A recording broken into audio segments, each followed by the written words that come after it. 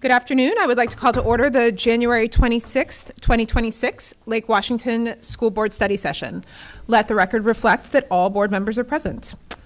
We have one topic on the agenda tonight. Secondary Math Instructional Resource Adoption Process Update. Dr. Holman. The only time the lights flash are when we're in a study session, so I don't know why. But yes, we are here to talk about secondary math materials adoption and probably a little bit more around pedagogy, instruction, some of the changes that we're thinking about, that we're seeing in our classrooms. And so we have some very special guests here tonight, of which I will let Dr. Rose introduce and kind of launch us. Thank you. Yes, so it is technically a secondary math materials adoption study session as part of our typical process for adoption, but it really is an exciting opportunity to look at the work that we've been doing as a system for the past 5 years and think of this as a midpoint in the change in practice and change in outcomes for our students. So I'm super excited. The people doing the heavy lift on this work are Nyla Fritz, our Secondary Director of Teaching and Learning and CTE, and Wendy Robards, who is our Secondary Math Specialist. So I will hand off to them. Thank you all. And this is really exciting. And to say that I'm excited to talk about math materials, no, I actually really am.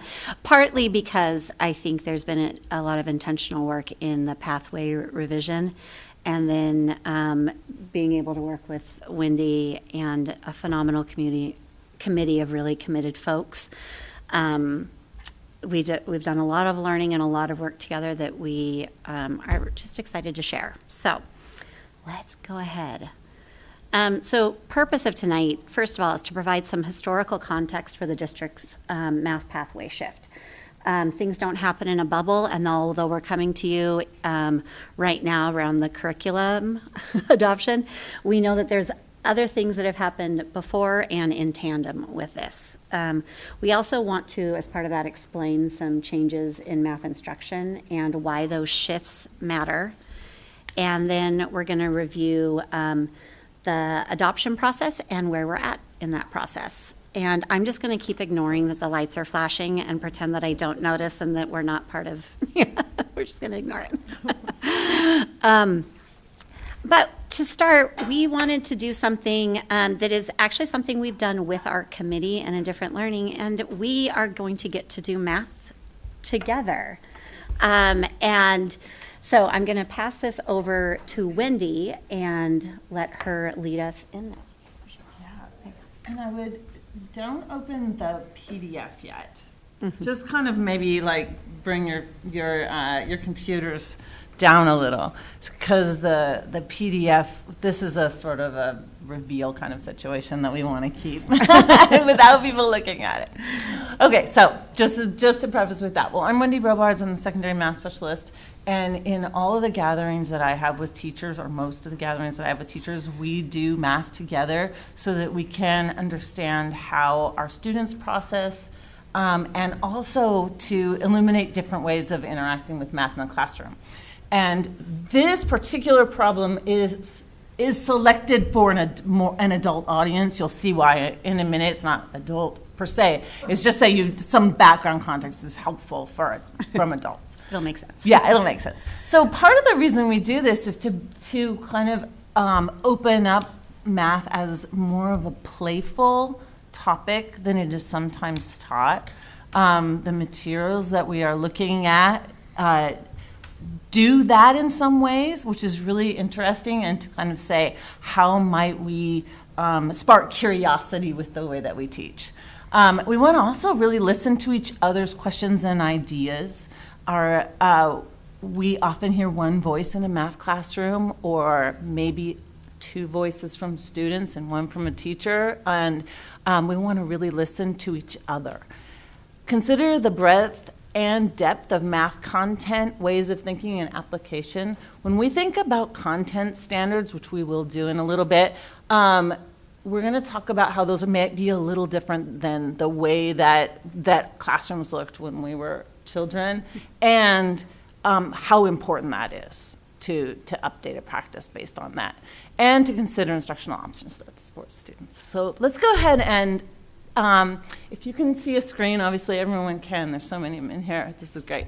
And the sound is good too. So go ahead and go to the next slide. Nella's going to drive. Okay, so something that we're going to do in this process is do a process called Notice and Wonder. And Notice and Wonder is a discourse routine that's really simple, often used kind of for a warm-up. And in this case, this might be like the first part of a class. So the first thing you're going to do is individually take a look at the picture. And what do you notice? And what do you wonder?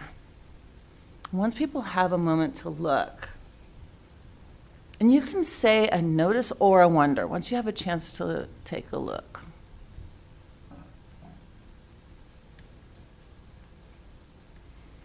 And then I'm going to kind of just popcorn people around. Is that okay? Matt, what's one thing you notice or wonder? Well, I noticed there seems to be a corresponding increase in the red line with the decrease in the blue line. Okay. What else? Let's see. Lisa, do you know? You haven't done this one, right? No? Okay. I noticed that the blue line goes up sort of jaggedy, whereas the red line is very smooth on the increase, even though sort of the slope is about the same. Okay. Thank you. Something else? What do you think? Angela, what did you notice? I noticed the quick drop in the blue right at the very top there. Mm-hmm. The first drop or the second drop? Or The both? second, kind of the bottom of the M, I'll say. Oh, the bottom of the M. Okay. Thank you. Let's see. Aspen, what did you notice? Or wonder. There's wonderings possible too.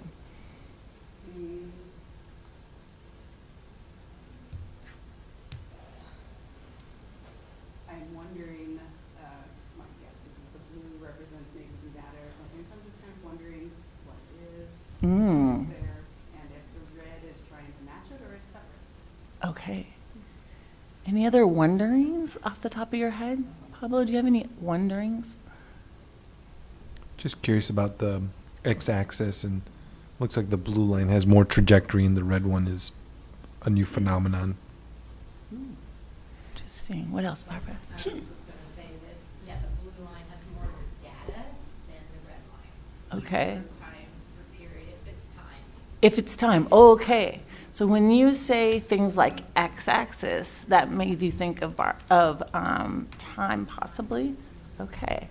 So let's fill in some of these wonderings. Oh, do you have a question? What else? Oh, just similar peaks. Similar peaks. Okay. That is interesting there.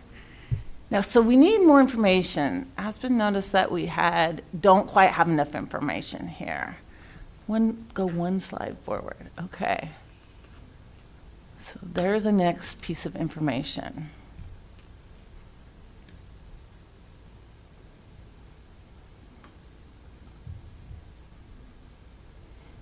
What does that make you think?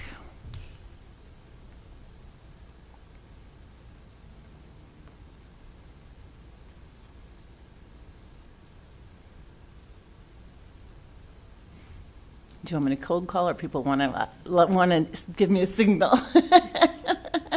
Lindsay, you look like you have something in your mind. I don't know if it's think or more of a wonder. Okay, good.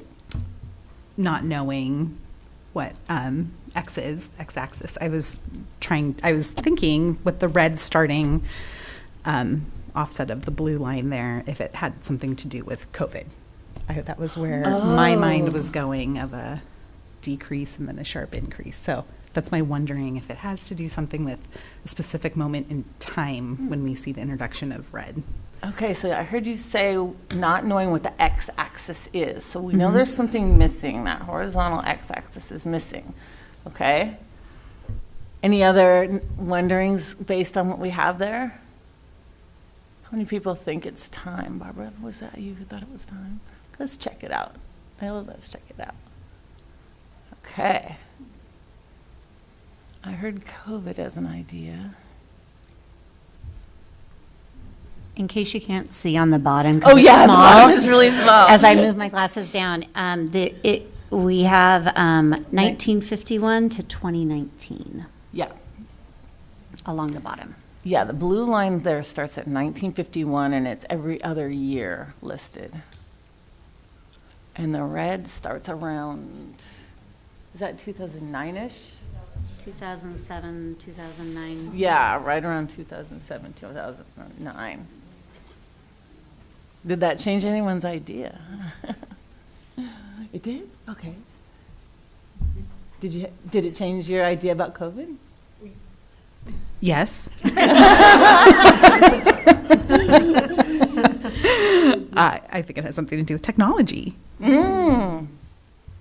Yeah, the time scale I wasn't expecting. I was expecting it to be like years, not decades. Oh, okay. But because it's decades, then yes, I'm thinking more along the technology lines. Whereas yes, I was thinking more disease initially. Okay. We're used to seeing COVID stuff too. What else? It's just yeah, it's sort of in our heads. Okay. Any theories about what it might be? We heard technology based.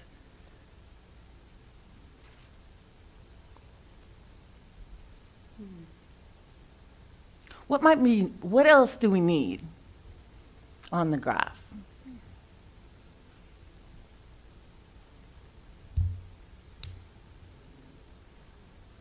What do you think?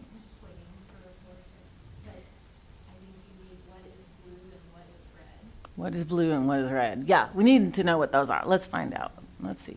Oh.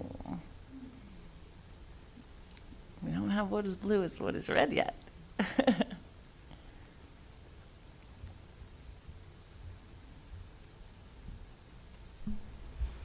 Sorry, there seems to be a causal relationship between whatever red is in relationship to what blue is. Why do you think that? Well, because the way the title there says the impact of red on blue. So okay, so we see a cause and effect. So I was in a classroom a few weeks ago now, and a student said, "Oh, you learned about like graphs like this," and we saw one that showed amount of TV you watch is correlated to the length of your life. And I was like, oh, what did you think about that? Well, it doesn't seem like it caused it. Like, this is amazing. Like, kids are thinking about these kinds of things. Like, this helps them think about it. Okay, let's see what one of them is. Go ahead, Nyla, go forward. Does that give you a lot of information? The blue is the camera. What do we think the red is? Cell phones. Does anybody else think cell phones? Go ahead. More specifically, smartphones. Nice. Okay. So let's pop forward one more. So check out that side. This makes this graph far more complex. Can you see the right side? It's 200 million. That is the bottom. Is at the 20 million line there for cameras. 300 million. So more even impact than we thought. Okay, and there's our sources. Something important in graphs is to show our sources. An informed citizenry wants to know where this data came from. Okay, yeah. And then just kind of another way to look at this, the first iPhone was released in 2007, and digital camera sales peaked in 2010 and have declined every year since, which makes sense. Yeah. Go ahead.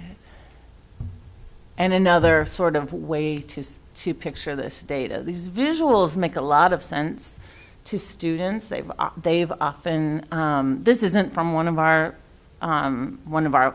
pilot materials. I didn't want to do that, but the students have commented on the visuals in our pilot materials, and I thought this is important to them to be able to see what's happening in the world visually. Very important for brain development. Okay? And then falling out of this with a question that you could ask about impacts of innovations, whether, obviously, the smartphone probably didn't anticipate that it would take out the camera, but if you anticipated that the smartphone might take out the camera, you might do something differently in your field. How did Kodak respond? How did other companies respond based on what they got? So you could go that direction with modeling in terms of this kind of graph. Keep going. Okay. So then with the committee, typically we want to have people reflect for a moment. How does the slow reveal graph activity feel? A slow reveal is a way to feature important parts of something that students might get overwhelmed with if they see it all at once. If we started with the red and the blue and different numbers on both sides, students won't be able to parse out what's important about things and understand, oh, what does the title actually do for us? What do those X and Y axis labels do for us? And so starting with just the bare graph makes a difference for them to understand what each part does. We also wanted to help people understand the type of thinking that we did during an activity like that. And I watch people every time I do this, and people go, like, really lean forward, and students do it too. They'll lean forward to look at it. And I've seen this type of activity done in classrooms, especially middle school classrooms. I just happen to be in middle schools when this is happening, and the kids are going, like, wait, what? Oh, I think it's this. And those kinds of activities where they're predicting based on what they see just makes the classroom feel different than when they're sitting, you know, in a classroom with a teacher telling them something, which is sometimes part of the activity as well, but getting them engaged so that they're open to that information. Okay. Oh, and then we just jump right in. There you go. We wanted to, like I said, as we're looking at the change in math pathways and we're looking at new instructional resources, wanted to give some of the context of where we came from and why it's important what we're thinking about now. So the math that you just did is super important because it reflects much more the way that students and people going out into the world need to be able to think in terms of application and in terms of thinking about the different ways that math shows up in the real world. And we've had a bunch of experiences in the past several years thinking about that. We go on to the next slide. Actually, sorry, go back. So thinking about math outcomes in middle school, there have been concerns about our middle school math pathway for a long, long time. And they've been really different. Like some of the concerns have been students used to take a test, we'll get to a little bit later how they got into Algebra 1, but we had some guidelines by which students would be able to access, and it was school determined if the student was able to access Algebra 1. One of the things that we did to students when that happened was students would take a test or they'd look at different data points and they would skip 1 or 2 years of math and then go into Algebra 1. And they would really struggle because they missed pre-algebra. The story that came out of that was math teachers and parents saying, if kids go into Algebra 1 without preparation, like it's really tough. Like we should not let them go into Algebra 1. We're going to really hold firm to not letting students jump into Algebra 1 and make sure that there's gateways there to keep them from going into Algebra 1 because they're not successful when they get there. There was also some story from high school teachers saying that when that happened, when they skipped ahead, in the later years in high school, they would not be strong in math either. So that was something that we looked at with our pathways, thinking there's a problem in that kids are missing instruction that we think is really important and standards that are really important. And we'll look at some slides in a couple minutes that our previous pathways really created inequities in terms of who was able to access. And it kept those barriers for our students pretty rigid. And when we really looked at what we wanted for students and when we started examining our own equity priorities as a district, recognized we have to do some things pretty differently. As Nyla and Wendy were talking about, the instructional expectations for math have really changed over time. And that's a challenge for us in our age sometimes to understand because we went through years of math instruction that felt pretty typical. And for parent communities, they've gone through the same type of instruction that we did. And one of the things that we've been thinking about a lot is that many of us were successful with instruction that was pretty typical. That's not really the world that we're looking at right now, that our students need to be much more flexible thinkers. And that's something that shows up in our student profile, is we recognize that. Our students need to apply their learning and be flexible thinkers. And so our instruction needs to set them up for that. And specific to math, that's really different than has been typical in our classrooms.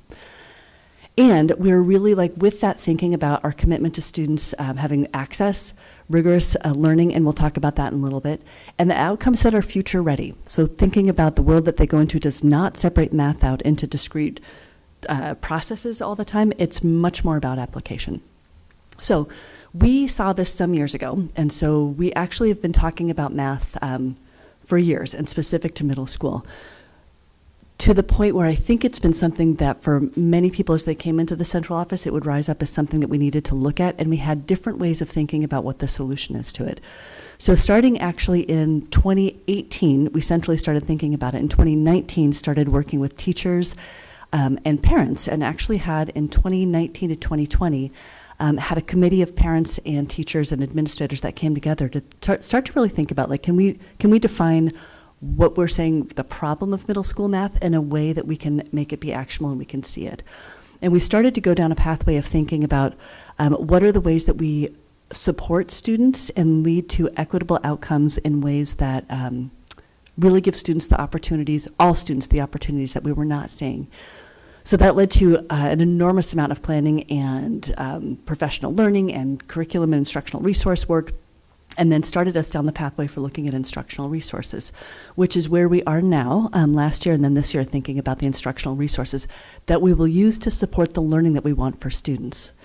That's a shift in language that we used to traditionally use in talking about a curriculum adoption. We would kind of go more along with, it's time for a curricular adoption, so let's look at resources and then we'll adopt resources. We have really shifted to say, what outcomes do we want for our students? And what tools will help us get to those outcomes. And instructional resources are one of those tools, but it's not the only tool. So some of the data that really made us think hard about this, and I'm focusing on middle school pathways, but you'll see kind of how it plays out into high school. This slide is actually from R2 back in October. And I included it here because there is much to celebrate about where Lake Washington is with our students with achievement in math. You'll also see many places that we need to do more work, that we really want to support our students more. The reason I put this slide up was to show that for most groups of students, our achievement's pretty flat. This is actually coming out of COVID, so it's lower in some places than would have been in 2018 or 2019. There's a number of different things that go into that, but really when you look at our achievement for most students, it's pretty flat. And that is not okay with us, that we really think that we need to be thinking really differently about how we're supporting outcomes for our students in ways that are different than the past. So another piece of data that was really powerful for us was thinking about who was accessing algebra and geometry by 8th grade back in 2019, 2020. So this was course enrollment for 2019, 2020.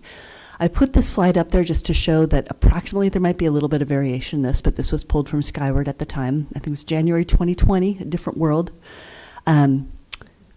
This was the number of sections of math that were taught in middle school.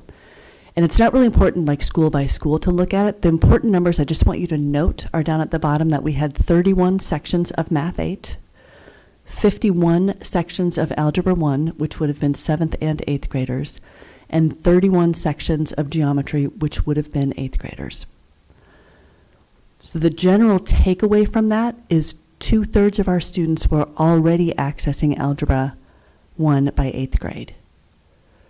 So as much as this feels like a big shift, a lot of our students had already made this shift, and our change in math pathways is supporting those 51 sections and 31 sections to have more solid, coherent math instruction before they get to Algebra 1. What's also really compelling is who was taking 8th grade math, who was taking algebra, who was taking geometry. So the blue is 8th grade math. And you can see that and this is historical enrollment. This is taken from 2020, but this is pretty typical of years leading up to it. And so you look at this slide and you think, our Hispanic Latino students, our Black African American students, our white students, we're looking at pretty clear discrepancies in who signed up for what class in math in 8th grade. What's really compelling is if you look at the next slide is our students from low-income households. This is, again, historical data, so it's really similar years past. 88% of our students from low-income households were taking 8th grade math. So that was something we just looked at and said, this really can't stand. That there's no perfect answer. This was at the time that San Francisco had done away with algebra at 8th grade. They were having all students take 8th grade math at 8th grade and not giving options out. And that didn't stand in San Francisco. And that wasn't like, if you think about our enrollment of 2/3 of students were accessing Algebra 1 by 8th grade already, we were not going to entertain having all students take 8th grade math and not go to algebra. So we flipped it and said it's not a perfect answer, but we know it's a much better answer to say we're going to provide a pathway for all students to be able to access algebra by 8th grade. So we started shifting. And so we started to really think about how do we support all students to take Algebra 1 by 8th grade. And I'm focused on this because it's kind of the middle point, and it is one of those where when you think about algebra by 8th grade, the benefits that students get are profound. So the math that they're able to take in high school, I personally don't have a commitment to taking calculus by high school. I don't really care about that. What I want is students to have access to high-level math, and I want them to have access by Algebra 2 in a reasonable time period because what it opens up for them. Like, you can't take DigiPen classes unless you've had Algebra 2. You can't access many of our WANET classes unless you've had Algebra 2. You can't access AP Physics unless you've had Algebra 2. So to have our students be juniors by the time they access Algebra 2 is like, that cuts out so many options for them, so many choices for dual credit, so many things that are career ready that, again, like, this is not, you'll hear and you'll see there's lots of things we need to solve about this, but having our students access Algebra 1 by 8th grade isn't about calculus by senior year. It's about the kinds of choices and options they have in high school that directly lead to what they can do in post-secondary. And I think you may have heard me say this at some other meeting, but I'm really passionate about 8th grade registration. And the reason I'm passionate about it is that students are making choices for what they take in high school, and once they make those choices, it's almost impossible to change them. And you are locked into that, and especially in math, and once you're locked in, and you think about who's making those choices, like parents sometimes, but a lot of the times it's a kid saying, ooh, am I going to take that really hard class, or am I going to take the class with my friends, or the one that gives me more time? We know who 8th graders are. And so when we thought about it, like, we actually thought we really need to make some choices that guide them towards access, guide them towards rigor, and hold ourselves accountable for it. So I could take up this whole hour and a half, but let's keep rolling. One of the things that we did, so our pathway comparison is thinking, so what we have now, what we've been rolling into, actually, can you go back for 1 second? I think I missed a couple things. One thing that we really also have been thinking about is alignment to our equity goals. And we as a district over the past 5 years, and especially with our strategic framework and with OE14, have been really clear about what it means to align with equity goals. And it's not just words, it's access for our students and it's outcomes for them. So as we started to think about how do we really not just say align with equity goals, but achieve them, we needed to make some pretty strong changes with that. Before I move to the next slide, I'll just add in that that alignment is so important. The messages, the subtle messages that our students hear when you look at the graph and the disproportionality, those are get lived out. Mm-hmm. How do I feel if I am a Math 8 kid? And those things are very lived in our schools. And we know there's research around heterogeneous groupings that, when done well, don't detract from the learners that are ready to excel, but they certainly do benefit all of our other learners. Mm-hmm. So I think that's an important piece to keep. Mm-hmm. Thank you. So our pathway comparison, if you look at past to now, so the pathway on the right was what our students used to take. They'd either take Math 6, and then they would go through, essentially, is that the next slide that has the test on there? Okay. So we'll kind of flip back and forth between here. Our pathway on the left is now what we have for our students. So they go Math 6 Plus, and soon we're going to stop calling it 6 Plus. We've called it Plus to designate that we've done a reorganization of standards and content that is different from our Math 6 class that we've had before. So soon it'll just be Math 6, Math 7. But the pathway comparison on the left is what we have now. What we had on the right was time past. The difference, some of the difference that we've gone to, and this is one of the reasons for the structural change, back in the day, in order for students to access Algebra 1, they would take the Iowa Algebra Aptitude Test, then we'd look at their second semester grade, we'd look at their SBA scale score, and then we as a system would place them into Algebra 1 or Math 8. When we hit COVID, that giving of a test, which was not great practice to begin with, didn't make any sense, and so we shifted to giving caregivers tons of data and saying, here's data around your student, and here's some ways that you can make decisions. And we shifted the decision making to the families to say, you know, if you want your student to access algebra, here's the data points that we think are important for you to look at. At that time, there was such anxiety around, like, oh my gosh, we're opening the gates. Algebra 1 is going to get flooded. People are going to just, all of a sudden, Algebra 1 classes are going to abound across the district. They increased by 20 students across the entire district. So that really spoke to us to saying sure you can come in is not enough, that we actually need to change the system, we need to change the structure. So we did. And we have been, so what we really have done now is really think about how do we focus in on our values? What are our values for students, and how do they show up in the structure that we have for our students? The other piece that we've really thought about is our student profile, and how are we really supporting our students to really believe in themselves and have these different skill sets and mindsets as they approach their future. And so the work around Math Pathways, and we'll get more into talking about standards and around the instruction that happens, but really thinking about the pathways, it's a very concrete way that we've said this is really important for our students and our families, and we're going to provide structure and support so that students are successful in that. And that'll be something that you'll hear more about in the RT presentation in the board meeting tonight. Can I add one piece in there? When we looked at the, this was before I was here, but we'll just say the royal we.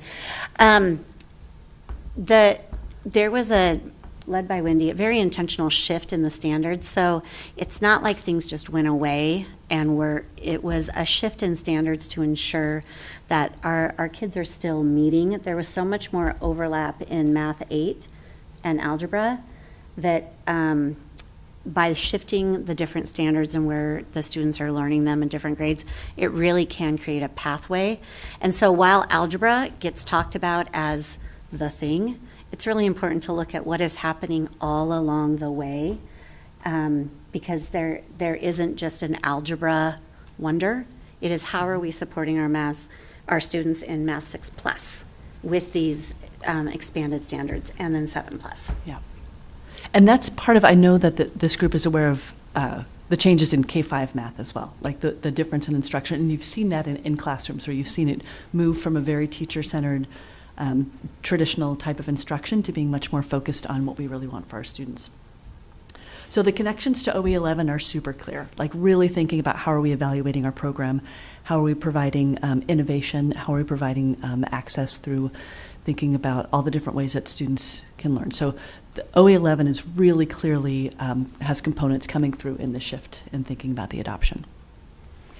And really OE14 is we're thinking about what are actions we can take to make significant progress in what we've determined is really important to us around our outcomes around anti-racism, anti-discrimination, equity, and inclusion in education.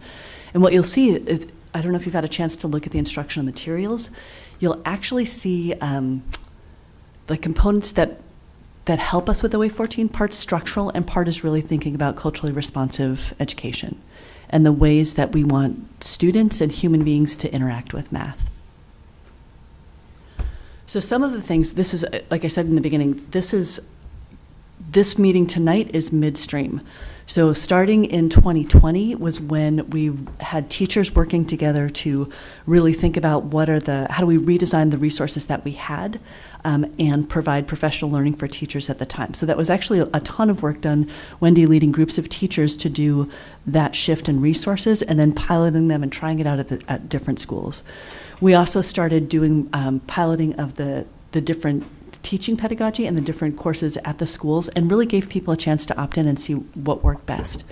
We had professional learning for teachers. There have been so many different book studies and learning walks and Algebra 1 work sessions here. I think all Algebra 1 teachers have been engaged in multiple collaboration and learning sessions. Part of LEAP over the past years has been thinking about types of instruction and assessment that really support this kind of teaching. We are, one of the exciting things about the adoption is a lot of the math-specific learning has been opt-in, and we now get to move critical mass, where most teachers have engaged in this, but move it to, okay, we're doing this across the system with professional learning in coordination with instructional resources. So pilot and gradual implementation over the years. Lots of learning with our building leaders, both around math and equitable outcomes for students and culturally responsive learning education. And it's been a focus of their SIP plans. And it's been a general focus of SIP plans for years. And now it's drop-down menu, secondary schools. One of their key goals is, for middle school, it is success in algebra for all students by 8th grade. And for high school, it's credit accrual and graduation that relate to, and also math. So with a very intense focus on supporting students to success as we change with them, and then consideration of our new instructional resources. So that's kind of the context and the history. So I'll pause and see if there's questions on that before we move to the adoption process.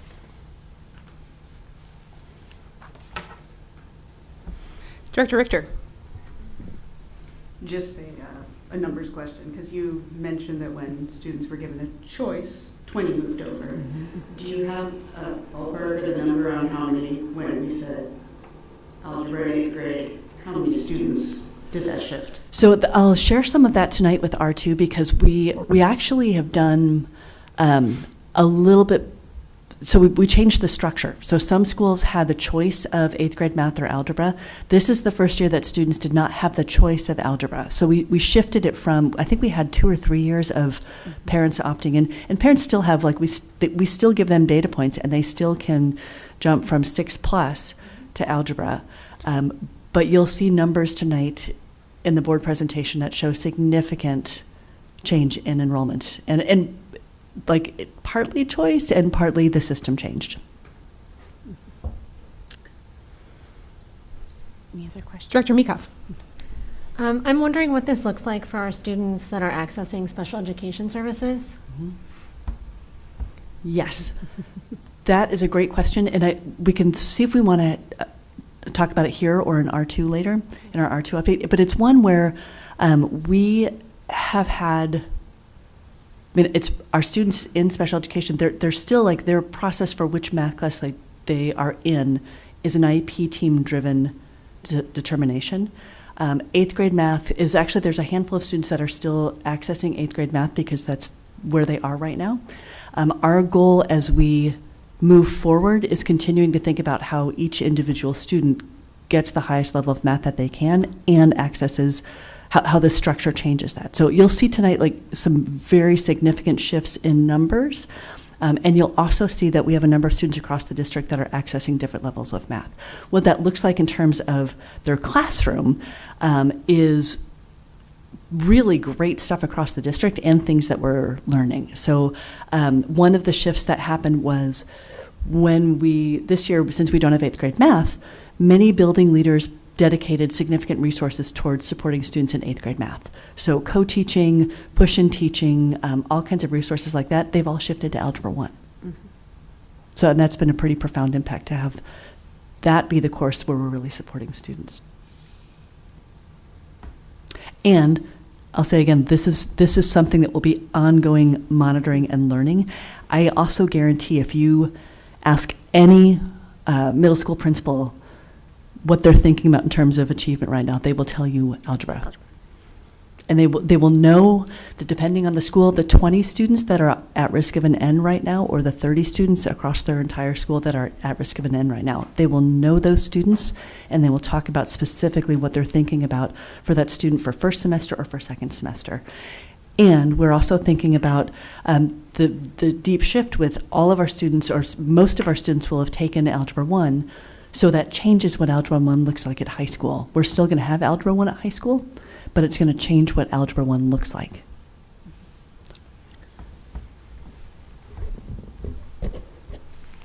I don't want to give away the R2 update this evening, but the question you ask, it's really a question around, is the system satisfied with the outcomes that we've produced for years? And if the answer is no, then we have to think about then what system changes need to occur. We're talking about a few of those system changes tonight in the study session. Materials. If we adopt the same materials that we've always adopted, then more likely than not, we're going to get the same outcomes. If the instructional methods and pedagogy that are being used in our classrooms don't change, by and large, we're going to get the same outcomes. And so what we're talking about tonight is thinking about instructional resources as a shift, but also a shift in instruction. Because our classrooms have to change if we truly believe that all students can access and can have success. And so I think that's kind of the exciting piece of this. We are not there. This is a work in progress, but this really is another kind of key point in time for us as we think about how do we launch forward to think about all students being successful. Part of that's resources, part of that's instruction, and then there's, we heard on last Thursday, culturally responsive education, and how does that show up in a classroom? Well, it's really about access points, it's about opportunity, it's about engagement, like all of those components. And so we're talking about that kind of in two phases tonight. One, hear about resources, but also progress monitoring of results too. There probably are more questions, and I would encourage us to maybe have a few more and then move into the actual adoption process. And then we've got lots of time at the board meeting. Director Yocum. I had two, but I can just ask one. I'm trying to wrap my head around the standards. And are we essentially shifting the standards down? Because I have pulled up Common Core State Standards, 8th grade in algebra. So are we essentially saying, hey, our district is just like, we're not looking at 8th grade standards anymore, we're just pulling in that high school algebra standards? Or have the standards actually changed? Or are we as a district just changing that? And then I guess my only concern kind of goes back to that. What about that 1/3 of those students? And is that harmful to those 1/3? Right. Like that just is continuing to be something I'm wrestling with. But just more curiosity about, are we just kind of pushing standards down? Or has something changed? So I would say hold that question. The short answer is no. But there's much more depth to that. So then I will move us into talking more about the adoption and the standards. Yeah. That's a great question. Okay. So all of this has led up to, it's also time to adopt new materials. Our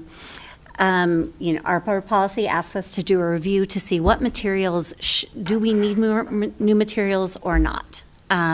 There shouldn't just be this blanket, it's time refresh, but a real look. And we do need the materials that match our pathway.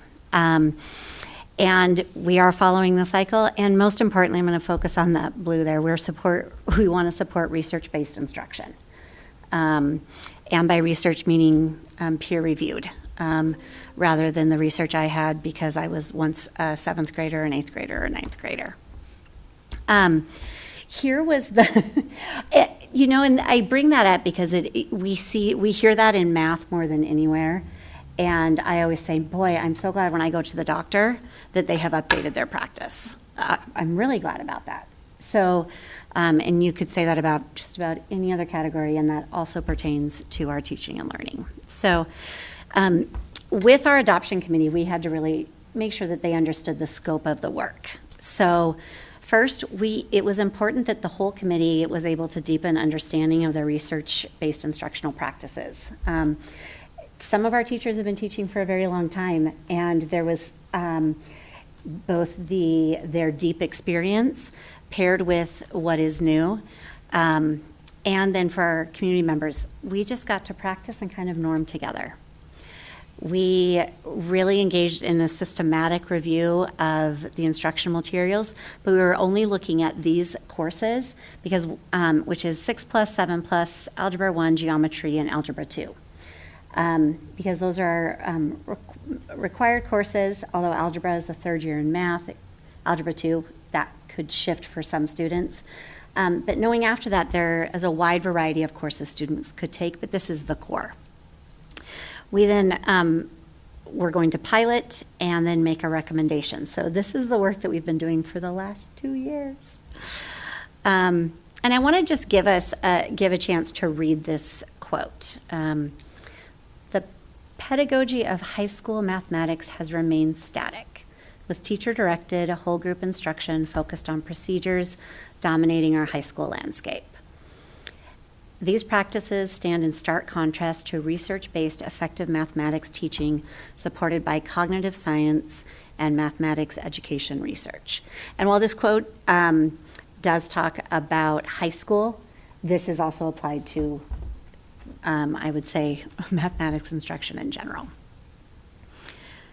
So this is sort of our current state. And I'm going to let Wendy talk a little bit about this because she knows this deeply. So currently, teachers are continuing to learn a variety of instructional strategies. That's been my thing, is instruction for 6 years. Every time we come together, no matter the topic, we talk about instruction. We also know that the current materials, so one of the things that we've been able to do as part of this materials adoption is we look at our former materials, and we use a site called EdReports to tell us how aligned our any materials are that have been reviewed within the last time period of, I don't know when they started. This website, it's kind of like a Consumer Reports of curricular materials, and it's broadly used and deeply reviewed of all kinds of different materials, which gives us such good information.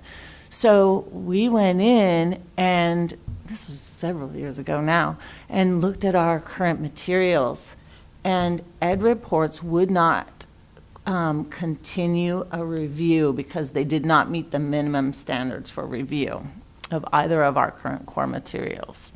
So they did not meet the content standards alignment or practice standards alignment or accessibility.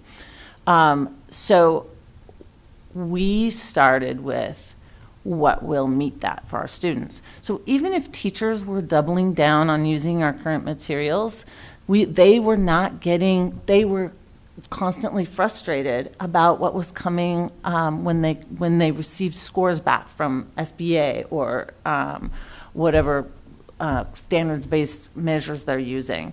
So knowing that gave us a really good starting point and helped me understand that instruction had to change based on that the recommendations in these current materials were not up to date.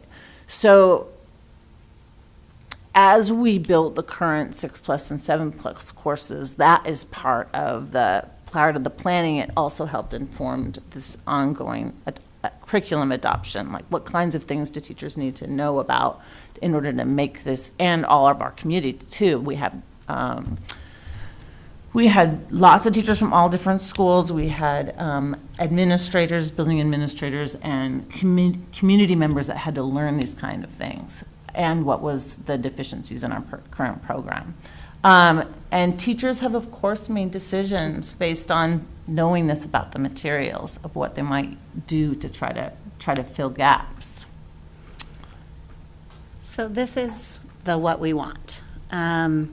Students who engage in learning that is grounded in experiences use mathematics to ask questions and explore varied approaches to consider, analyze, and potentially solve problems, recognizing that in some real-world questions, it is difficult to tell if they have solved the problem.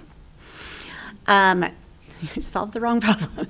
This type of mathematics learning, sense making, and application contributes to a positive self-efficacy towards math.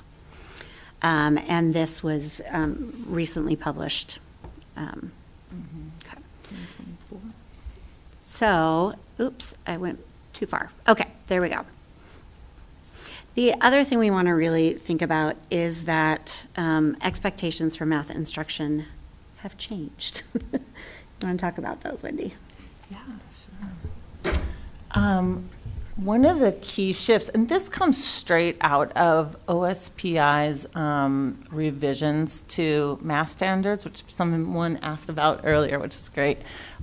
We do have an initial draft of new, revised math standards, and we'll talk a little bit about what that means in a little bit. But what we're asking for from our materials is contextual, connected, and meaningful mathematics for students, and the state has outlined that in those points on the side. Engage in data science inquiry. Learn through 4 broad domains. We haven't quite gotten our heads around the domains yet. We're working on that one. And efficient, flexible, and accurate strategies for problem-solving equations. Engage with the standards for mathematical practice. So think deeply and also be accurate and flexible. That really reflects the type of mathematics that adults in the world do. We think flexibly and deeply. To give an example of that, this is one I shared in cabinet, and I may have shared with some of the board before. Some years ago when I was working on this high school science pathways, we're doing a bunch of work around standards, and there was strong interest from some of our staff to be very pure about, like, chemistry standards are chemistry standards. Like, we're not going to dilute them with talking about other things. And I ended up going to a conference where I sat next to the department chair of statistics and the department chair of chemistry from 2 of our local colleges, PLU and UPS, and I asked them, like, what do you think about this? Like, you're a chemistry person, what do you think about what students should be learning? And they told me 2 different things. One was when I said, should this be taught in isolation, they both literally started cracking up and said, no, think about the jobs that people have. Like, you may not be a STEM person, but say you get a marketing job and your company's going to locate a plant in some town that has water flow near it. Like, you need to understand, like, how are you lobbying in the local government? How are you understanding and able to interpret the impact on migration of birds through there, to think about the flow of people and all those things? So, like, you might be a marketing person, but you have to understand math and application. So that was one conversation I had some years ago. The other one was I literally cold called many department chairs for chemistry, because this was a heated time for our chemistry teachers, and said, what does it take for a student to be successful in this time? And I was asking specific to chemistry, and I talked with literally 6 different people, including UW, Whitman, UPS, PLU, University of Tacoma, and Western. And they could have been in the same room saying the exact same thing to me, even though they were all on the phone and different. And they all said, if a student comes in and they've got some chemistry knowledge, good on them. That's like, yay. We know we're going to have to reteach them anyway, because they're coming from all these different contexts and background knowledge, that we know that the core, like the things, the formulas, we're going to have to, like, calibrate that. If they can come in and they can bring in another content area like that, they're a little bit more likely to be successful. So if they can take math and chemistry and put that together for solving things, great. If they can come in and they can talk about, like, these different things, and then how the knowledge transfers to another content area. So chemistry plus math, transfer it to a marketing job. They're pretty likely going to be successful. But what we don't see much of is they can take independent knowledge, put it together, apply it in a different setting, and then talk about why it's important. Like, if you can help students do that, I guarantee those students are successful when they go to college. So that much as that was specific to chemistry in that conversation, it really applies here when we think about, like, students being engaging in data science inquiry. This knowledge is not in isolation. Our students' lives are not applying it in isolation. It's really helping them think about how are they flexible learners and really embody the mindsets of our profile. So this is our theory of action, that if we supply teachers and students with high-quality standards and aligned instructional materials and professional learning, we will accomplish our goals of coherent instruction across all levels, deep conceptual understanding, positive math dispositions, and equitable outcomes for our learners. That's the goal. And so we've already talked about this a little bit. I don't want to belabor it, but what this looks in classroom is students explaining thinking using discourse routines, multiple solution strategies. There's no one right way to get the answer. Real-world problem contexts that really accent the relevance in our world, and teacher facilitation over direct instruction. And I would say that last is a real shift, to move from the instructor to the facilitator of learning. And our teachers our educators are, digging in and are really working on that. And we've got some real bright spots out there. Let you talk about that. Oh, sure.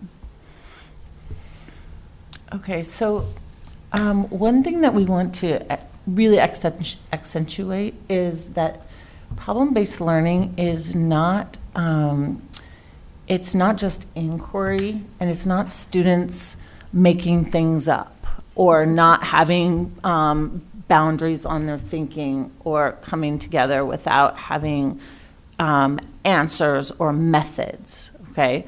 So problem-based learning is kind of like what we did at the beginning of the time together, where you actually look at a situation and then you dig into it to support thinking. It gives structure to thinking.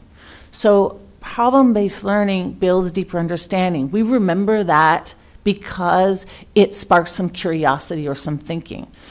So that really helps improve retention. Direct instruction, where students memorize, maybe 30% of students walk away with something that they can remember from a memorize. This is what happens when you say, what happened at school today, and the students don't remember, because they really don't. Like, lots of times they really don't. But once you start asking them, like, well, did you argue with anyone at recess? Then they have a story to tell. So creating that, putting the meat on that story is really helpful. Supports diverse learners. Students do report that when something is from their world, it makes more sense to them. And lots of our math situations can come straight from things that our students are interacting with every day. This really does align with current content and practice standards. We'll go through those in a little bit. And culture responsive pedagogy. We really want to see students be powerfully fluent in mathematics, and that is linked to sense making, not just to memorizing. I have memorized lists of things. I can still remember my grandma's phone number, but I can't remember a list of numbers. I can't remember how to apply something, but I do know the whole idea around how to use a formula, and when I have a formula, I can use it because I understand the concept of formula. So thinking about how do you use your memory, your limited memory, and how do you build sense making? And this really reflects current expectations for our students to be powerful thinkers. Can I ask a question? Sorry, what does procedural fluency mean? Procedural fluency means like students being able to do math, like solve an equation, how to factor a quadratic would be what the types of things that fall into procedural fluency. Can I ask you that? Mm-hmm. When I think about like the math instruction I took, I think that's what I understood procedural fluency to be. And I think of it like being like pretty heavily based in procedural fluency. Mm-hmm. Is that right? I would say thinking so, about that, yeah. like 20 years, 25 years ago, whatever it was. Mm-hmm. 15 years ago. 15 to 20, 15, 5 years ago. We need some sense making. Okay, and so but I'm just trying to understand, because that's still a bullet point under problem-based learning. So like, Okay, so I'm a bias I'm coming to this is I feel like procedural fluency is like in tension with like some of the new shifts in mathematical teaching. Is it? And if so, like how do we like reconcile that with what we're going to be doing?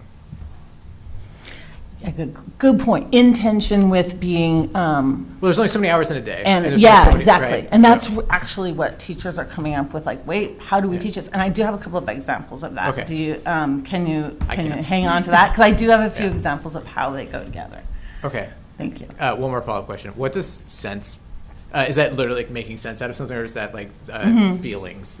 Like I associate this feeling cold, or is it actually making sense? Making sense Okay, of, got it. yeah, All right. yeah, conceptual understanding.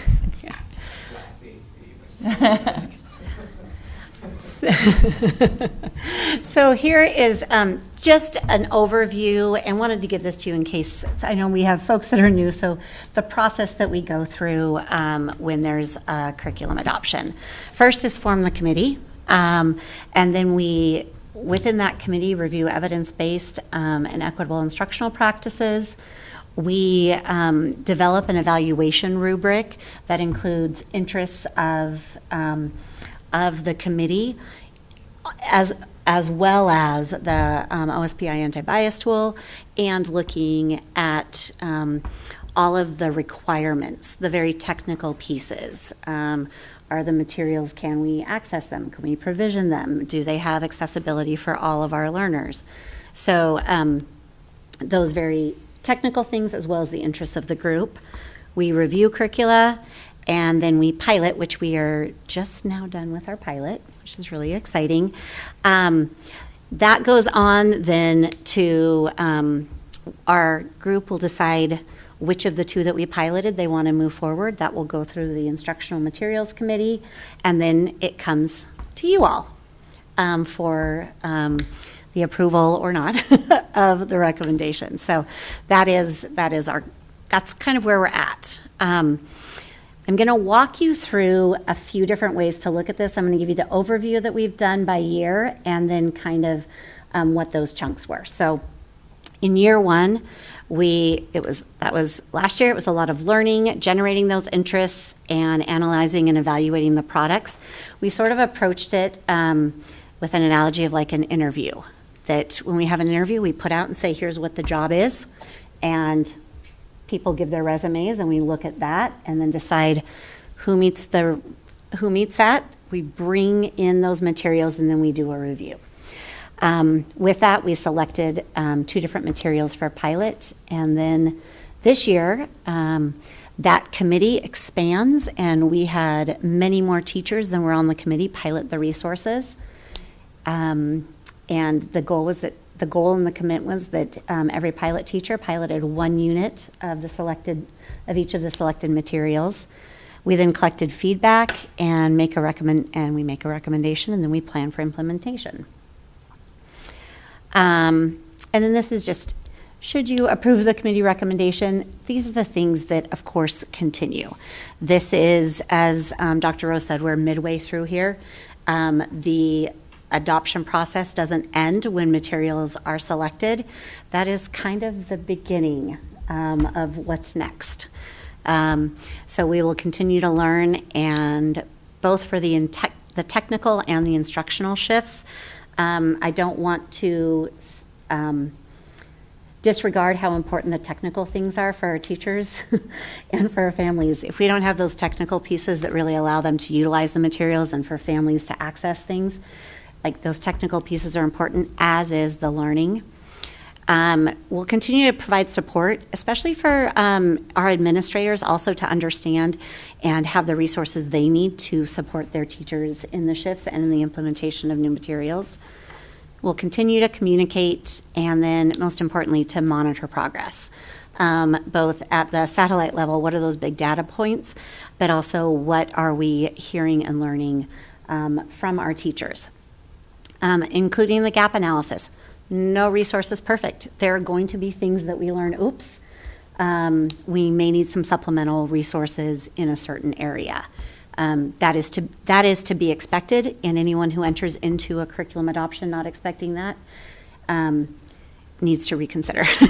It's just the reality. So here is our timeline. Last fall, we formed the committee, and let me tell you a little bit about what that looked like. So our committee composition was teachers representing each secondary school, as well as specialists from highly capable special education and multilingual learners.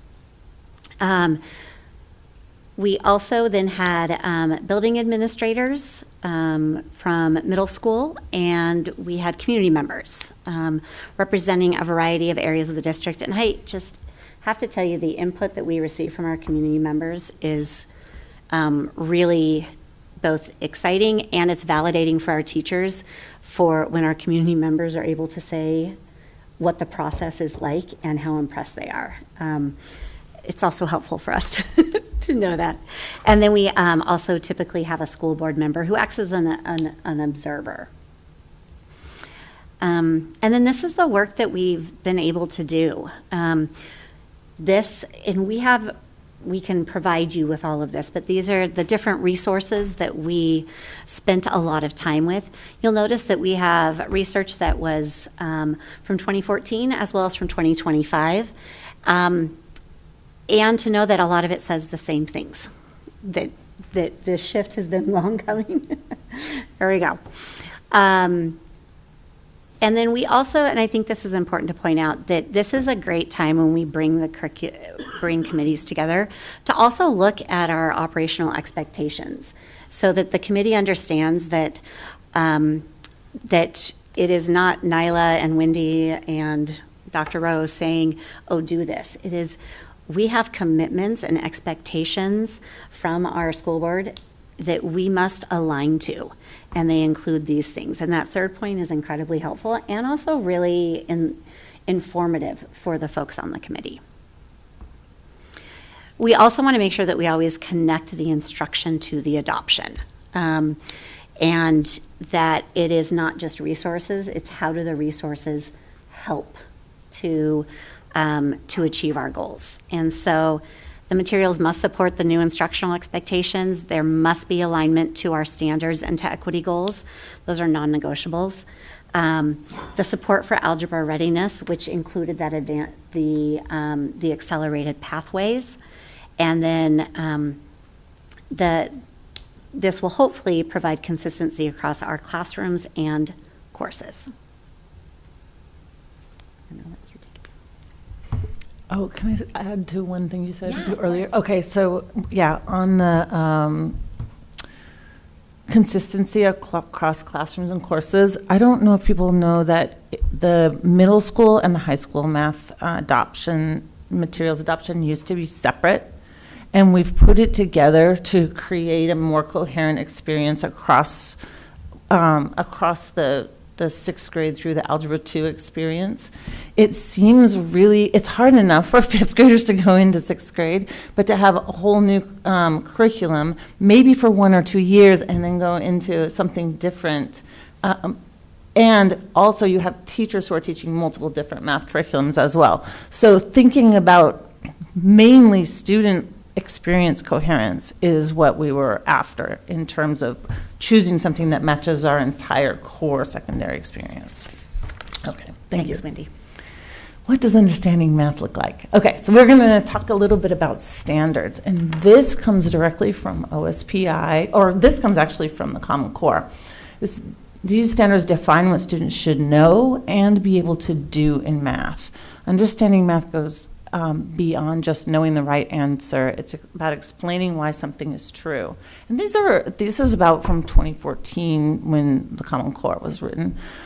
Teachers can assess understanding by asking students to justify. You might hear the word justify frequently from teachers in the past 10 years or so, their answers in a way that's appropriate for their level of learning. And both mathematical understanding and procedural skills are important, and students will be assessed on both. Tasks that challenge students to think deeply will help measure their progress in these areas, and that comes directly from Common Core, and it is reflected in the tests that students take yearly, and it needs to be reflected in our curriculum materials. So, okay, this is where I use this example, Anna, this is one I was talking about, when you asked about what procedural fluency looks like. So our practice standards are a list that describes how students will think about math. And thinking about the tension between practice standards, how do we teach students how to think? Well, we teach students how to think through a lens of what are they thinking about. So this is just a couple of snips, and you can see some inequalities in the examples. And this is a way to help students understand how maybe repeated reasoning. We understand that the practice standards depend a little bit on how students approach the problems, but when we understand, when we think about, we may see construct viable arguments with this type of problem. We may see students using tools. We may see them attending to precision, look for and make use of structure. So when I look at this type of example where the teacher has asked the students to make those type 1 questions true and not true, true and not true, like what kinds of problems, this is a key idea in inequalities. What kinds of numbers make those answers true and what kinds of numbers make these true? So we're helping them understand how to solve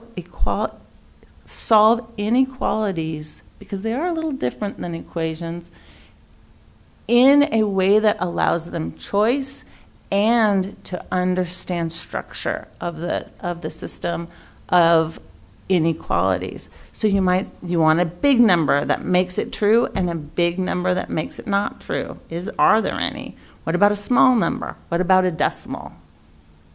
And then can start thinking about, so they go through and do that through some problems that have very specific, these have a very specific order in which students attack them. So they're doing procedural fluency, they're building procedural fluency, but they're also understanding something about structure.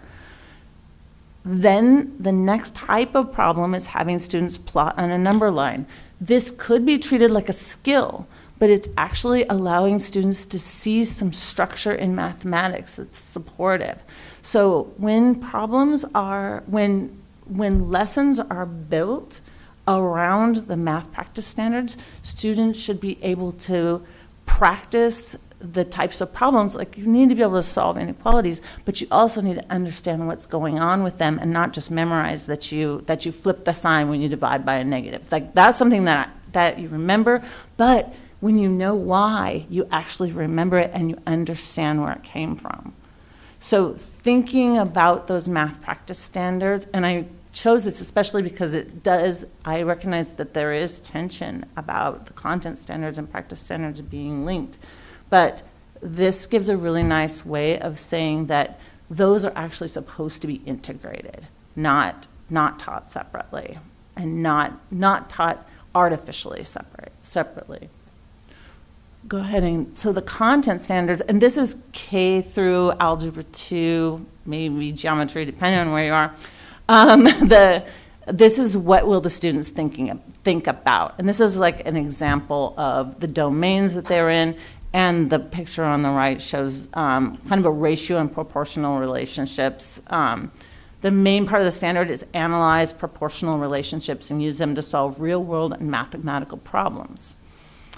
When we look at the new Washington State standards, we will see that referenced in the ways that they've revised them. So we'll see words like compute unit rates. That really seems like there's a procedure we can use to do that, but there's also more than one way to do it. So they don't necessarily prescribe what procedure. They talk about having flexible ways of solving these problems and really making sense around things like unit rates, proportions, whatever the domain is at that point. Do you want to go forward? So I just pulled out, like, instead of going to the new standards, I pulled out the differences and kind of what are some of the key ideas. We do have an initial revised standard set put out by the state. It's good. We can give you a link to the information. It's pretty comprehensive right now, which is great. We will have finalization by, I don't know, we don't know. It's been pushed back for a while. I keep saying dates and then I really regret it all the time, so I won't do it. They've added data science standards from K through high school. Our high school standards have been categorized by course. It used to be that high school standards were just one big blob, and they threw them out to districts, and we put them where we wanted them. And usually people just used their curriculum materials and made the courses. And that didn't always work really well because our test is after 10th grade, and everyone hasn't taken Algebra 2 by 10th grade. So the standards are now categorized by course, and I have to say hallelujah to that. Priority standards have been determined. They've said these are the priorities and these are the supporting. So a little bit similar to the original Common Core. And then, like I said before, comparisons have been provided. Like here's the numbering system includes the Common Core numbering system. So we can tell when we look at our materials where everything fits. Thanks, Dee. Okay, so in our timeline, we are in our committee and we are now developing our, working on our rubric. We want to make sure that, just so that you know, we didn't just sit down and say, what do we want? There was a lot of intentional work. We did math together. We did a lot of protocols, digging into research, discussing and recording the points, and then determining the interests that became our rubric. I'm not going to go through each of these. You have them, but there are the different components and that we then utilized when we narrowed down our choices. Now, how did we get, sorry, I'm moving through these a little bit quickly so we make sure we have time for questions at the end, but you can take a look at that. We used the rubric and our interests to put out an RFI, asking publishers to submit. And the great piece about this is it sort of eliminates materials that we know are not going to meet our standards. We use EdReports, and we, as one of those tells, and we know by looking at them, if you are not rated green on EdReports, you're not going to meet our standards either. So we had 4 submissions that met our minimum requirements. And those included the full secondary core pathway by design, meaning that it offered the accelerated pathway, that we had Spanish language editions, and that the most recently reviewed materials met the EdReport standards. And then, of course, the basic all technical privacy and accessibility standards have to be met before anything can be moved forward. So that led us to the spring and then this winter, which included, again, some more learning together. Did you have a question? Oh no, you had that. Just making sure. Again, we looked for all of these things in the 4 materials that our committee looked at. Again, are the standards aligned? Is there instructional quality, equity and access, teacher usability, and feasible to implement? So based on that, we had a recommendation to move 2 materials forward. All of these 2 materials were aligned to culturally responsive learning principles. They supported the conceptual understanding, fluency, efficiency, accuracy, and application. They aligned with our goals, and they're scalable across schools and aligned with the pedagogy across disciplines. So, drum roll, the consensus that we reached was that we would be piloting these 2 materials. And I believe it was an exciting moment when you have a group of people we talked a lot and we had lots of discussion and I want to say debate, and very healthy debate and discourse. And The two materials that are moved forward were Imagine Learning Illustrative Math and Amplify Desmos Math. It's important to note that Imagine Learning is what our elementary curriculum is, and Amplify Desmos is a newer product. They are both based on the Imagine Learning, Illustrative Math pedagogy. And I am going to quote one of the teachers that was on the committee that just said, you know, there was another material that was very traditional, and they said, we haven't had the results with this. Why would we keep doing the same thing when we know it hasn't worked? And there was a moment in our group, and it was sort of excitement when we had, I believe it was 98% agreement on piloting these two materials, which was just really exciting to have that sort of everyone all in saying, yes, these are the two most high quality materials we could find.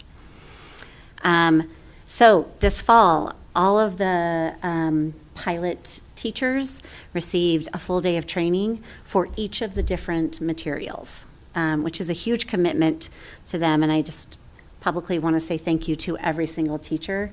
That is a huge lift to pilot these materials and do the learning on their own as they're trying to also just teach. And so they've piloted, and after each pilot, let me go there. Here's our pilot process. Full day of publisher training, the agreement to teach at least one unit, including the assessment and all of the other pieces in it, use with the fidelity, including the instructional routines that are recommended, and then we collected feedback from students and the teachers.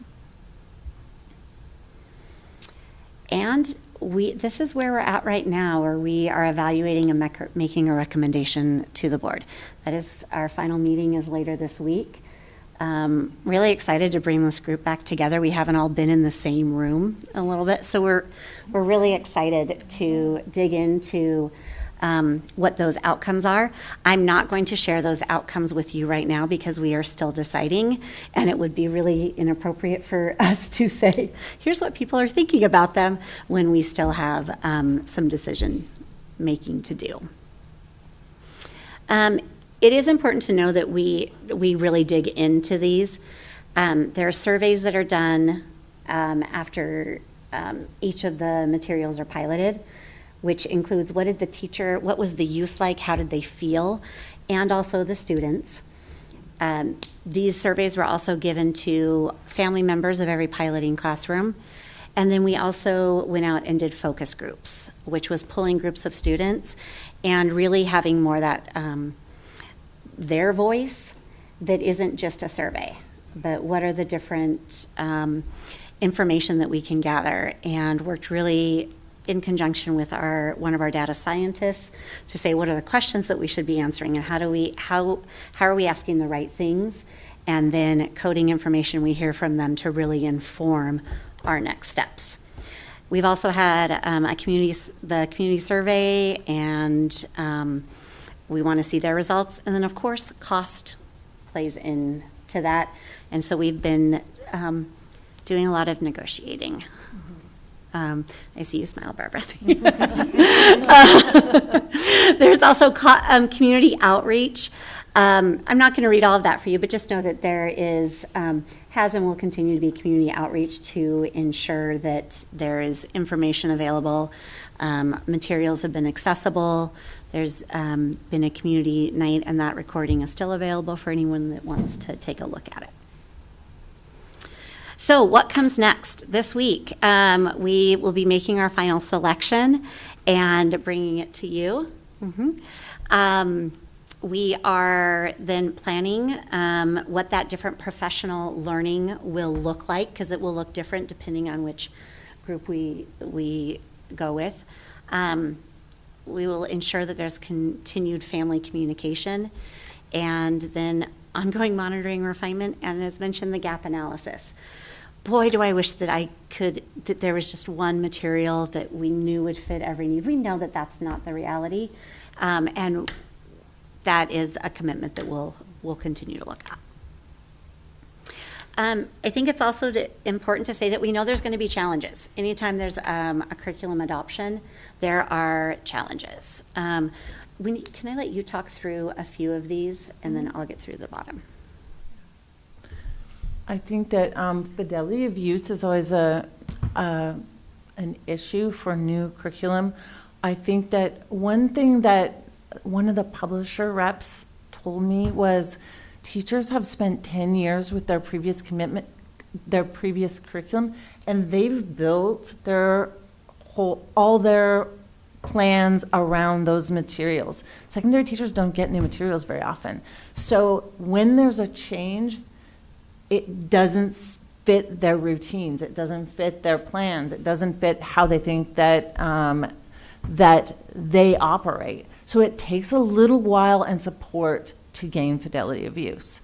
Beliefs about priorities, I think that was brought up with that tension between practice problems and how do students think deeply. And one of the things the committee was really clear with is that supporting students to think deeply is the priority, and we also believe strongly that students should have procedural fluency, and that is much, much easier to supplement in this time. There are lots and lots of materials and programs that can help us with procedural fluency, but the conceptual understanding is actually really difficult to build well. Digital platform is integral to instruction. The digital platforms are robust that we're looking at, and I think it takes a little while to adapt your classroom sometimes if you haven't been using a digital platform regularly, or to switch digital platforms, because teachers are really, really good at the platforms they use now, and so to switch is really hard for sometimes.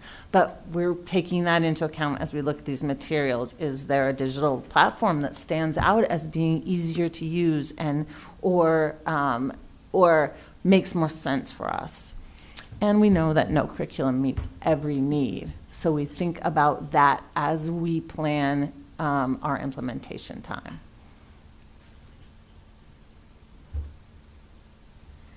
So that was just a lot of us. That was a lot of us talking at you.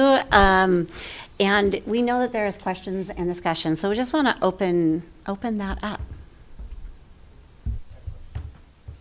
Director Liberty. The community survey, I was reading the transcript from your curriculum webinar as you were talking to. It looks like that closed on the 16th. Do you have any, are you still pulling together the data? Is there anything you can share on that or that we could look at? Nope. Okay. And here's why. Because we really need to go to the committee first. Okay. I'm very careful to not share anything that would sway in any way, also because we don't know which one it is, and I don't want to speak on that. Yeah. Okay. I can live with that. I'm good for now. Director Yoakum. I have lots of questions. But thank you. This has been wonderful. There was a slide that talked about math past practice. If the pedagogy of high school math has remained static, as it says in there, right, will a new curriculum help with this? Or with a shift in educator expectations and ample professional development be the most beneficial? Is it really the curriculum that drives a change of pedagogy, or is it more of like consistent expectations? Yes. It's a both and.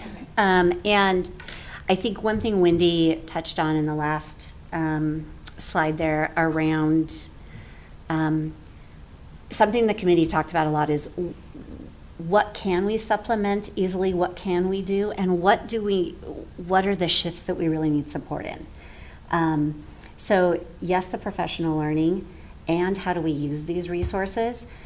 What we'll hear from our teachers a lot is the time it takes to build the really group-worthy tasks and the models, can be really difficult to do. And so having strong instructional materials that outline that for you and give those instructional routines and kind of the setup in a holistic way is incredibly beneficial that can be much more easily supplemented with other tools. Did I? Yeah.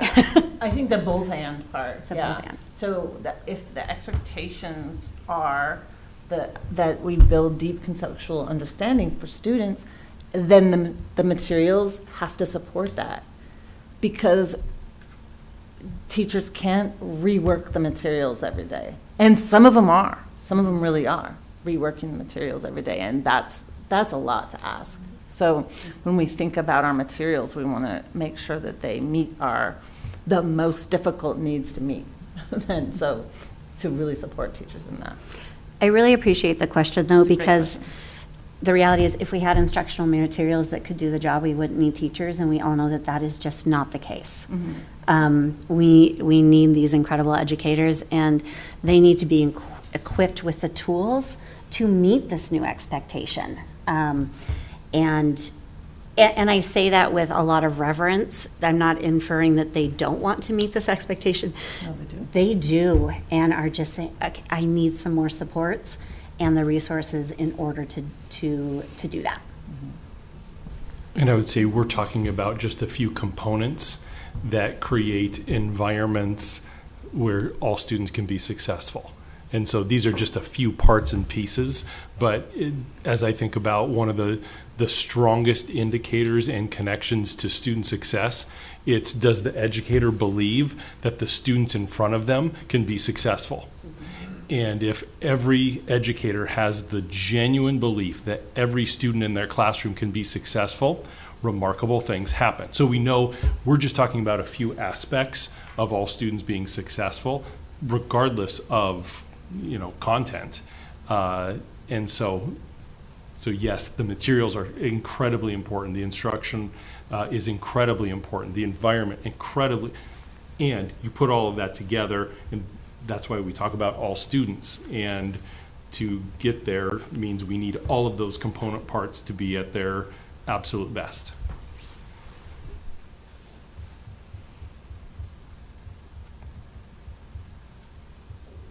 Can you speak a little bit about intervention? One of the things as I was reflecting on the question that you started with, or that problem, was I think most of us identified, from the first slide that was a graph. And so then we started using terms like axes and the units like that. But if you show that to a kindergarten, they'd be like, "Oh, pretty blue and red lines, right?" Like that's what my scribbles look like. And so somewhere between kindergarten and 5 years post high school, we learned that. What do you do if you have, let's say, a ninth grader who comes in and might not have that foundational knowledge, sort of those previous standards? How do you identify that? Because maybe Barbara over there actually didn't know what axes are and was just kind of being quiet when that was coming around. Obviously, that's not the case. But how would you identify that? And then how do you fill those gaps in this pedagogical model? Yeah. So, sorry, there. Okay, so that's a great question. And as we were going along, some of you may have noticed that, like, when Barbara said axis, I went, oh, when you say axis. And then if this were, I could mark on it and write axis, x-axis. So you're not only teaching kids who don't know, but kids who have maybe forgotten or didn't remember or need the vocabulary developed or are maybe English isn't their first language, or they took the class 2 years ago and can't remember. So all of that's the case, right? All of that all the time is the case, that there are gaps in understanding in any group. And using something like this where we isolate in a slightly different way what's coming out, then you can create a situation where the language is coming from some of the kids. Maybe the teacher supplies some. Oh, when you're talking about this, we say x-axis. So you're doing that maybe as your warm-up to talk more deeply about graphing or anything else, whatever else you're working on in class that day. So the real instructional model of this type of material is that it's called low floor, high ceiling. So all students can get on board and move up together And students actually have reported that in all of our, if you can go to a focus group with students, I'd say do it. Don't say no. Clear your calendar, because talking to the kids about this stuff is great. They say things like, oh, well, there was a couple of review problems before we started, so then I could remember this stuff. Or they said, well, everybody can answer the first few questions, and then we get into more difficult math. I'm like, they're understanding the structure of these materials. Mm-hmm. And that was in 6th grade and Algebra 2, across the board. They were like, yeah, everybody understood these few, and we talked about them, and then we moved into more. So this kind of class helps with that, the language development, the concept development, and the procedures. One of the things I would add to that is thinking about Scott's presentation on R1 2 weeks ago when he was talking about embedded intervention. So within the class, within thinking about like not a separate intervention, it's not a separate discrete task, but it's frequently like reactivating knowledge, providing ways that all students are talking or have student discourse so they're all talking about math. And if there was one thing, we've talked about this a bunch, that we could make stop happening across the district is people saying, who can tell me, and waiting for 2 students to raise their hands.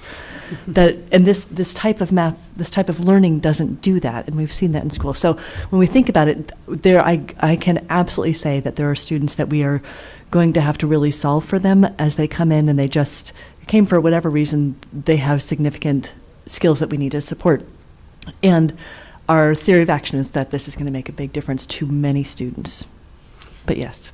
To speak to that, I like to think of intervention as a how, not a what, or it can sometimes be a, oh, that's where intervention, or this is when it happens, instead of how are we consistently responding to our students and their needs.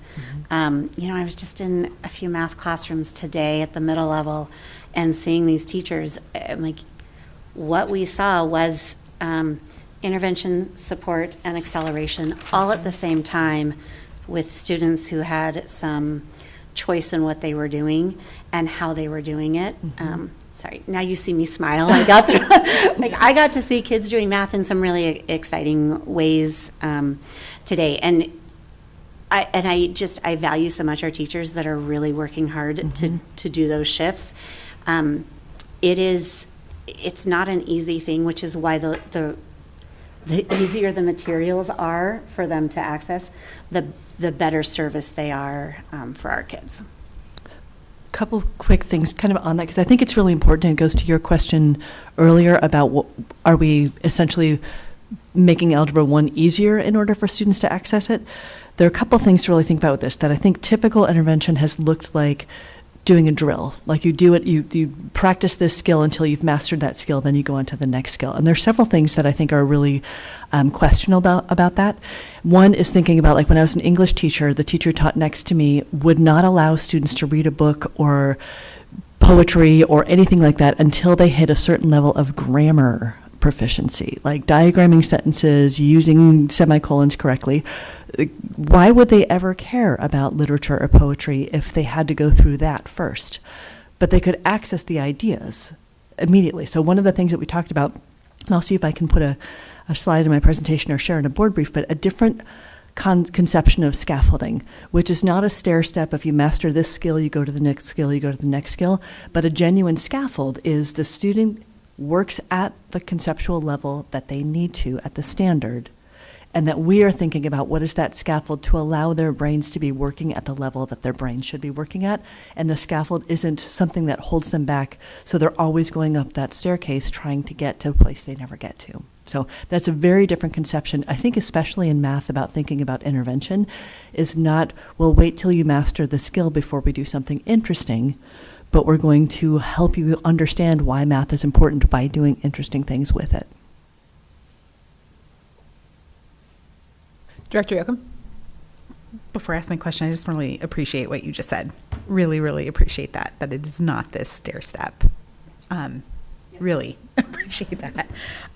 My question, you had a slide, a few of them, that were talking about like the current state and our ideal state, and then that made me think about SBA scores. So does the way that we currently assess, whether it's district assessments or SBA, is that measure our current state or our ideal state? Can you say that again? So I'm thinking about like our SBA scores. Is that measuring our, if you go back to the slides where it talks about like our current state, where we are right now with curriculum or our way we're teaching, are students being assessed in that current state right now or in the ideal state that we're expecting? I think a little bit of both. Yeah. Because I when we look at current state and ideal state, I want to make sure we know that we have many teachers operating in their practice in that ideal state, so many, and with resources that are not allowing them to do that well. So I think that's a little bit of both. Does that answer your question? If I could Yes, add onto it as well. We're also midstream here, so I will say that as a caveat for later this evening.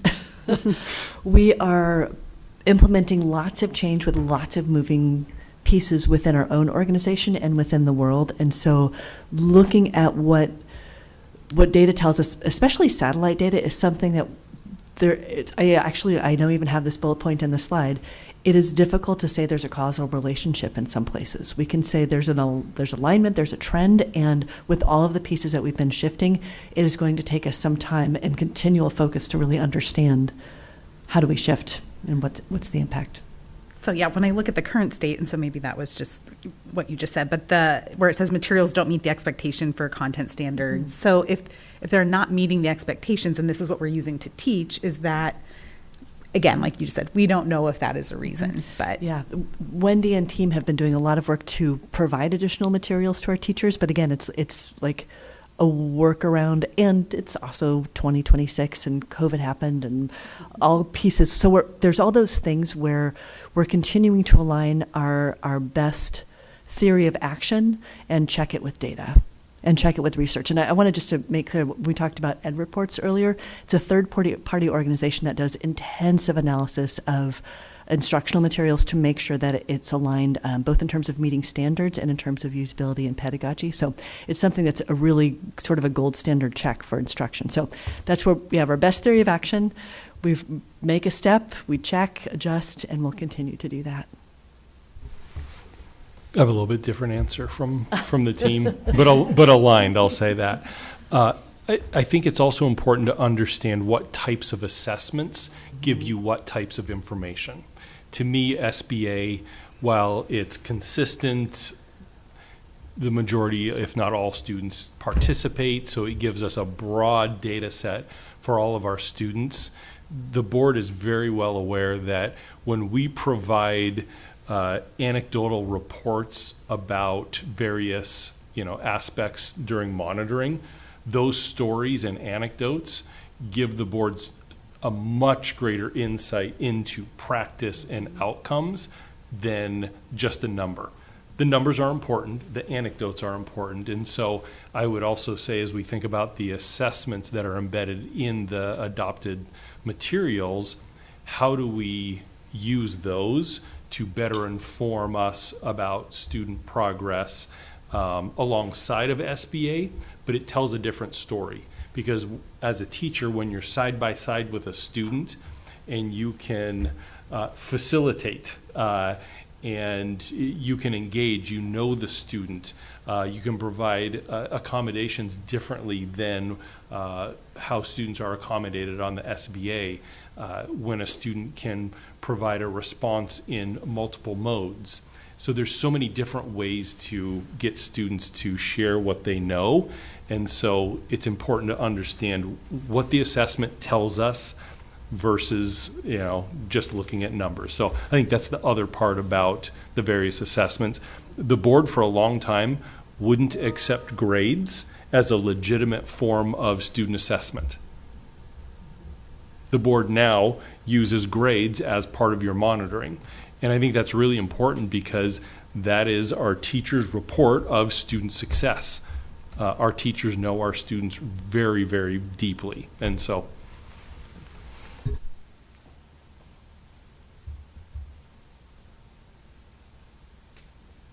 Can you speak a little bit to the differences between the two pilot curricula? You said that they're both based on illustrative mathematics.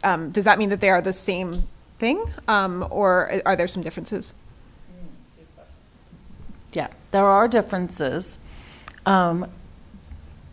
So Imagine was kind of one of the original publishers.